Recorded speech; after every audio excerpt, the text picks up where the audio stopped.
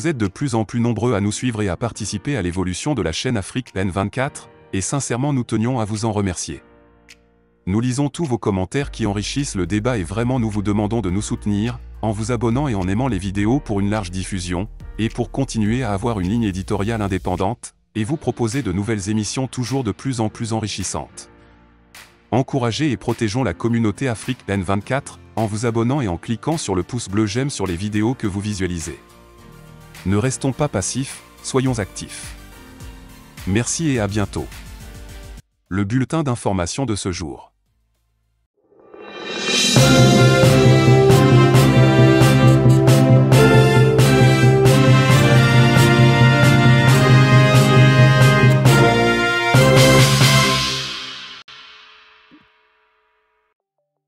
Coup d'État au Niger. La CEDEAO opte pour une intervention militaire suite à l'échec des négociations. La conférence des chefs d'État de la CEDEAO a pris une décision significative en réponse à la situation au Niger lors d'un sommet extraordinaire à Abuja le jeudi 10 août 2023. Face à l'impasse des négociations avec les nouvelles autorités en place à Niamey, les dirigeants des États membres de la CEDEAO ont choisi de mettre en œuvre une intervention militaire au Niger. Cette décision suscite des questions quant à la possibilité que la Communauté économique des États de l'Afrique de l'Ouest, CEDEAO, prenne des mesures militaires contre l'un de ses propres membres.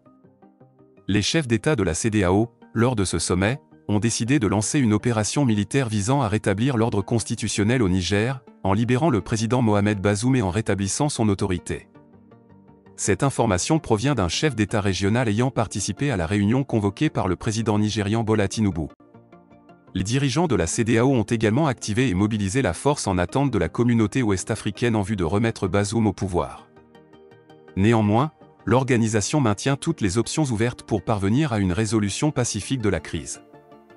Parallèlement à cette décision de la CEDEAO, Abdourahmane Tchiani, le chef de l'État du Niger, a nommé Ali Mahaman Lamine Zein, ancien ministre de l'économie et des finances, au poste de Premier ministre. L'annonce de cette nomination, diffusée dans un communiqué lundi soir, intervient près de 2 semaines après le coup d'État militaire. Zein, ayant déjà servi dans le cabinet du président Mamadou Tandja renversé par l'armée en 2010, a succédé à Mahamadou Oumoudou, en Europe au moment du coup d'État. Zein a déjà constitué un gouvernement comprenant 21 ministres. Les nouvelles autorités en place ont également effectué plusieurs nominations clés, parmi lesquelles Amadou Didili à la tête de la Haute Autorité pour la Consolidation de la Paix, HHP, et Abou Tag Mahamadou en tant qu'inspecteur général de l'armée et de la gendarmerie nationale. D'autres nominations incluent Ibro Amadou Bachirou, nommé chef d'état-major privé du chef des nouvelles autorités, et Habibou Assouman, nommé commandant de la garde présidentielle. Tchiani, avant de prendre les rênes de l'État, dirigeait la garde présidentielle responsable du coup d'État du 26 juillet.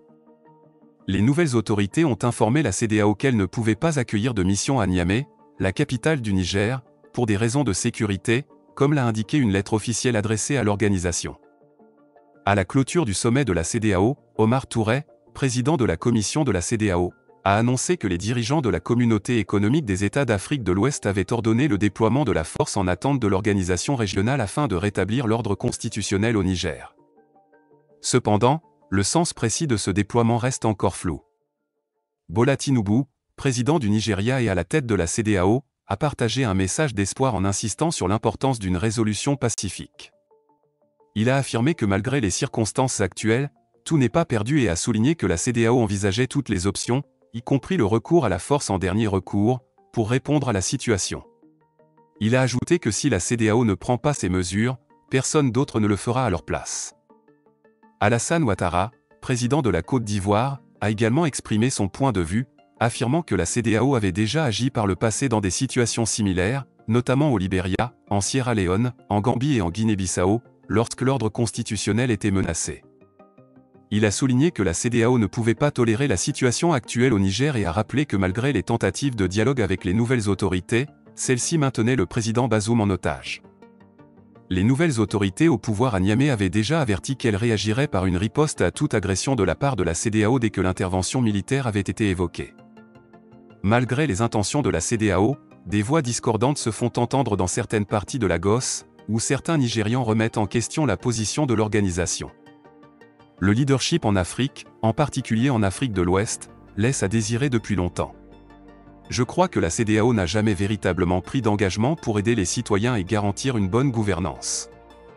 Et maintenant, lorsque les gens décident de prendre les rênes du gouvernement, comme les nouvelles autorités au Niger, les citoyens nigériens semblent apprécier ce changement. Par conséquent, l'effort de la CEDEAO pour rétablir la démocratie au Niger semble dénué de sens, a déclaré Karo Lusanya, un homme d'affaires nigérian. Un haut gradé de l'armée guinéenne affirme que la CEDEAO ne dispose pas des moyens nécessaires pour une telle intervention. Selon cette source, une intervention de grande envergure nécessiterait le soutien de l'OTAN, à l'instar de ce qui s'est produit en Libye. Le Burkina Faso et le Mali ont mis en garde la CEDEAO. Dans un communiqué conjoint rendu public le lundi 31 juillet 2023, le Burkina Faso et le Mali ont exprimé leur solidarité à la République du Niger face aux sanctions prises par la CEDEAO après le coup d'État qui a mis fin au pouvoir du président Mohamed Bazoum. Dans le communiqué, les deux pays ont mis en garde la CEDEAO contre toute intervention militaire au Niger. Voici l'intégralité du communiqué. Merci infiniment. Au nom de nos plus hautes autorités, j'ai l'insigne honneur de donner une lecture du communiqué conjoint numéro 001 du Burkina Faso et de la République du Mali. Communiqué dont la teneur suit. Les gouvernements de transition du Burkina Faso et du Mali ont appris par voie de presse les conclusions des sommets extraordinaires de la Communauté économique des États d'Afrique de l'Ouest, CEDEAO, et de l'Union économique et monétaire ouest-africaine, UEMOA, tenue le 30 juillet 2023 à Abuja, sur la situation politique au Niger. Les gouvernements de transition du Burkina Faso et du Mali, 1. Expriment leur solidarité fraternelle et celle des peuples burkinabés et maliens au peuple frère du Niger, qui a décidé en toute responsabilité de prendre son destin en main et d'assumer devant l'histoire la plénitude de sa souveraineté. 2. Dénonce la persistance de ces organisations régionales à prendre des sanctions aggravant la souffrance des populations et mettant en péril l'esprit de panafricanisme. 3. Refuse d'appliquer ces sanctions illégales, illégitimes et inhumaines contre le peuple et les autorités nigériennes. 4. Avertissent que toute intervention militaire contre le Niger s'assimilerait à une déclaration de guerre contre le Burkina Faso et le Mali. Je répète. 4. Avertissent que toute intervention militaire contre le Niger s'assimilerait à une déclaration de guerre contre le Burkina Faso et le Mali. Je répète pour une dernière fois. 4. Avertissent que toute intervention militaire contre le Niger s'assimilerait à une déclaration de guerre contre le Burkina Faso et le Mali. 5. Préviennent que toute intervention militaire contre le Niger entraînerait un retrait du Burkina Faso et du Mali de la CEDEAO, ainsi que l'adoption de mesures de légitime défense en soutien aux forces armées et au peuple du Niger. 6. Mettent en garde contre les conséquences désastreuses d'une intervention militaire au Niger qui pourrait déstabiliser l'ensemble de la région, comme l'a été l'intervention unilatérale de l'OTAN en Libye, qui a été à l'origine de l'expansion du terrorisme au Sahel et en Afrique de l'Ouest.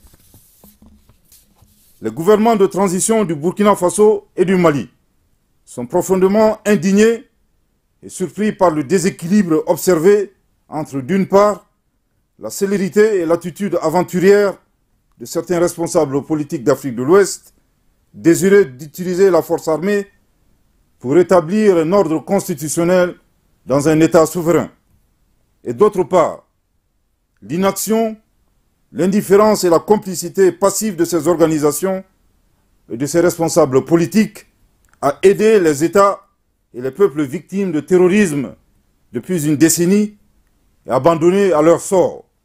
En tout état de cause, les gouvernements de transition du Burkina Faso et du Mali invitent les forces vives à se tenir prêtes et mobilisées en vue de prêter main forte au peuple nigérien en ces heures sombres du panafricanisme.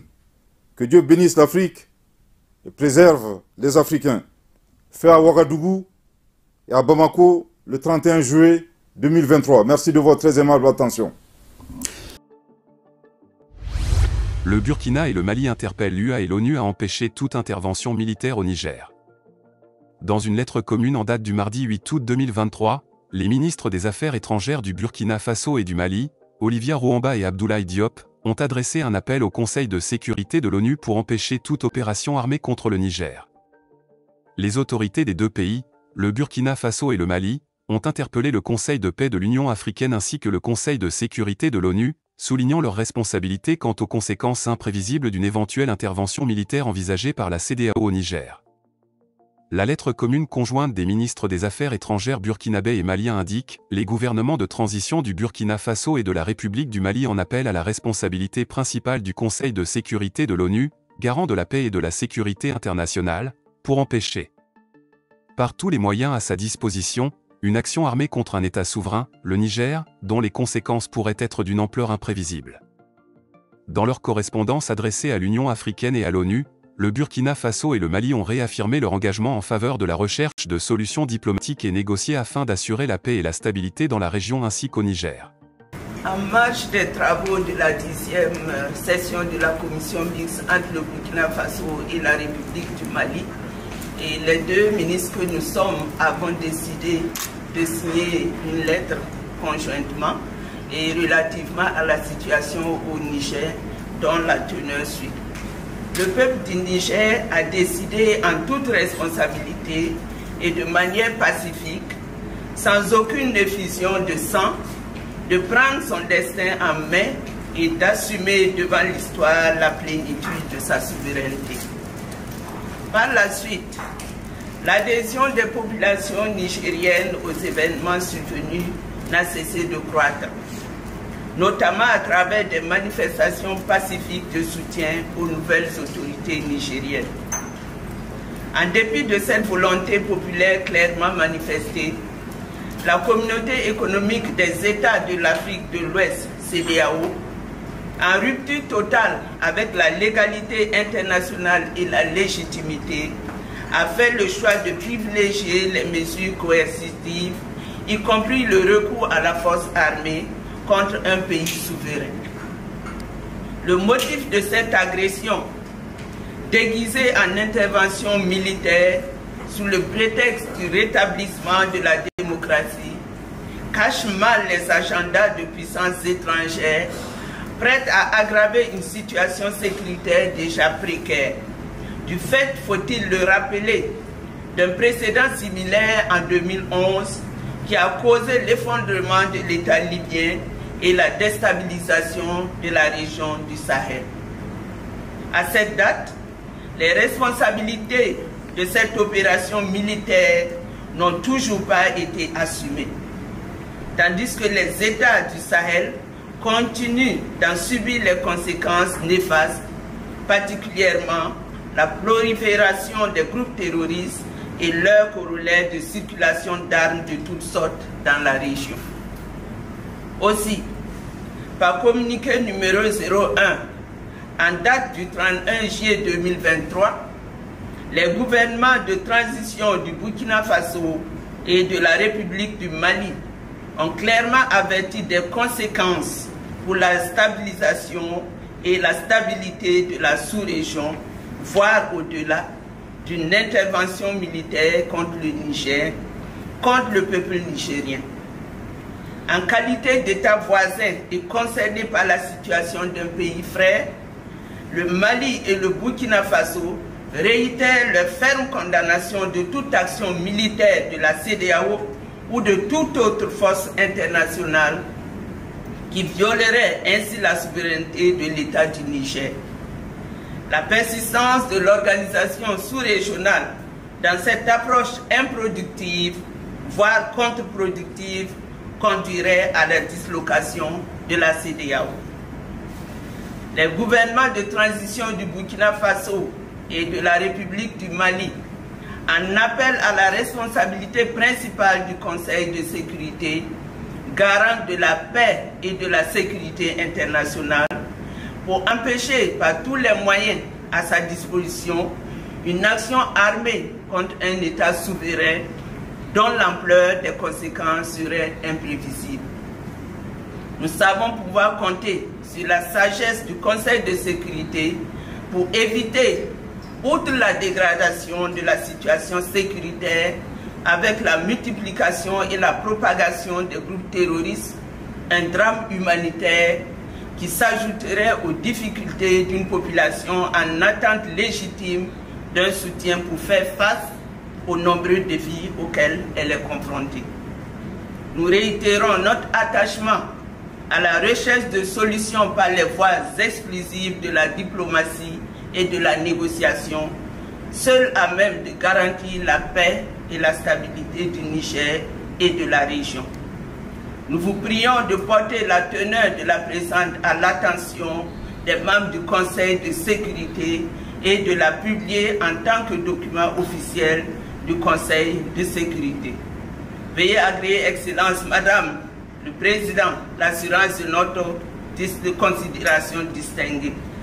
Pour le Mali, le ministre des Affaires étrangères et de la coopération internationale de la République du Mali, Abdoulaye Diop, et pour le Burkina Faso, et Madame Olivia Rayankne-Wende Rwamba, ministre des Affaires étrangères, de la coopération régionale et des Burkinabés de l'extérieur du Burkina Faso.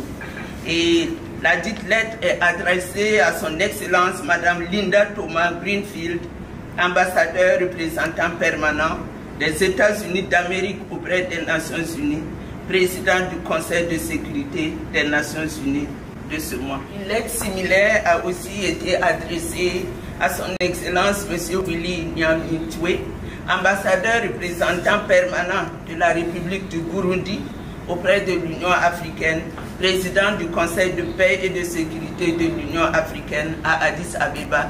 Il est le président du CPS du mois. Merci.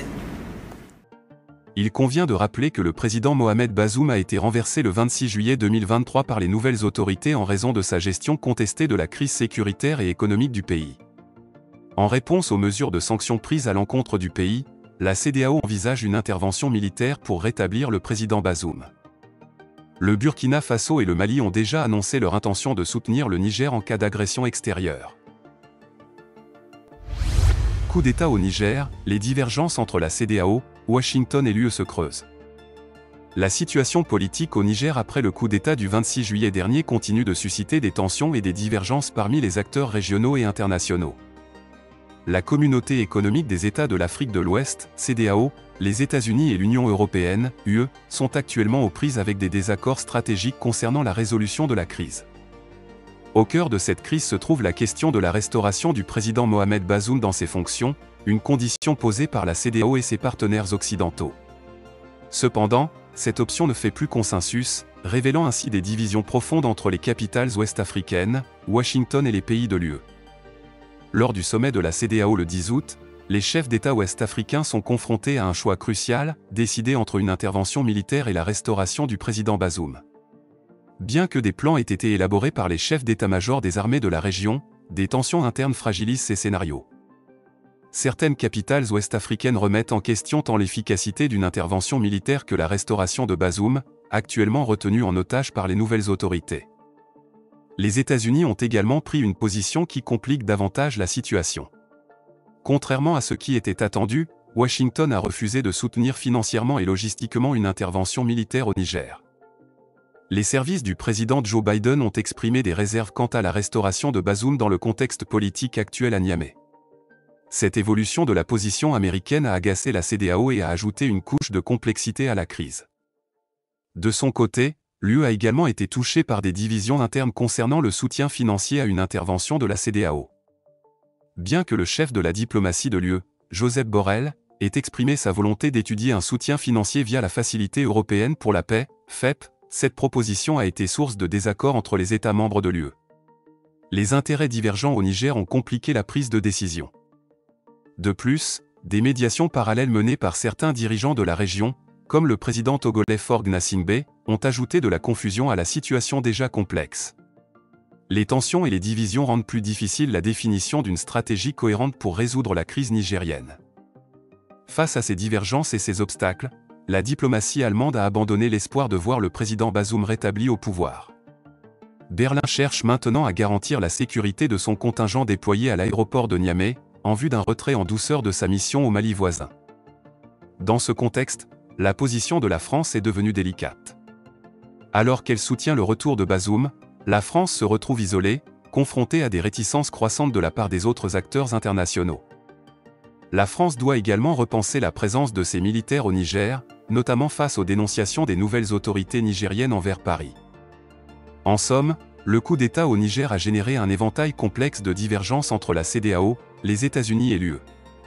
Les désaccords sur la restauration du président Bazoum, les médiations parallèles et les intérêts nationaux en jeu ont contribué à une situation tendue et incertaine. La résolution de la crise nigérienne reste un défi majeur pour tous les acteurs impliqués, dans un contexte où la stabilité de la région est en jeu. Vous êtes de plus en plus nombreux à nous suivre sur Afrique N24, et vraiment nous tenions à vous en remercier. Nous lisons tous vos commentaires qui enrichissent le débat et vraiment nous vous demandons de nous soutenir pour continuer à avoir cette ligne éditoriale indépendante, et vous proposer des émissions toujours de plus en plus enrichissantes. Merci et à bientôt. Likez la vidéo si ce n'est pas déjà fait. Laissez aussi votre point de vue en commentaire. Abonnez-vous et cliquez aussi sur la petite cloche de notification pour ne rien rater de nos prochaines vidéos. N'oubliez pas de partager aussi la vidéo et de la liker.